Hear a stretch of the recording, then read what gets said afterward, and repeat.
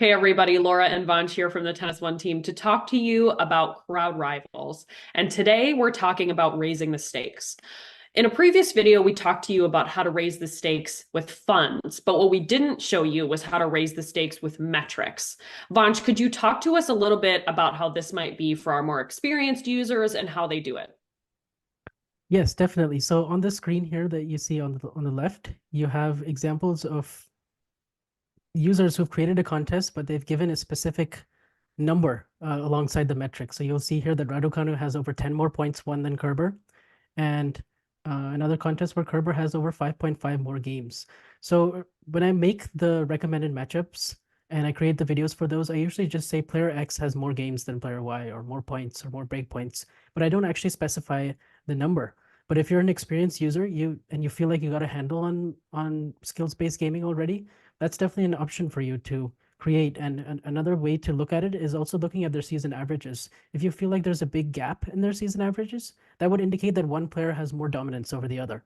So when you see that dominance and you feel like you want to challenge your friend to make it more specific and raise the stakes and put a number behind it, then you can certainly do that. Okay, Vansh, and with one of those, can you show us how to do that? Of course I can. So on the right bottom, you'll see the plus sign as we do to create a contest. It'll ask you to choose a player. So just for example's sake, I'm going to choose Iga Swiatek. She's playing on a clay court where she has a lot of success and she tends to dominate a lot of her opponents.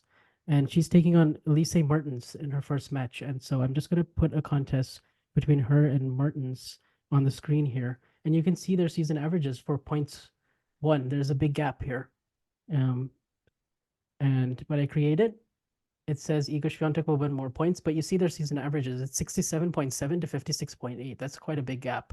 So if I want to make this more specific, right now it says the spread is even. If I hit the plus sign on the right of that, even, uh, then it'll just raise it by 0.5 every single time.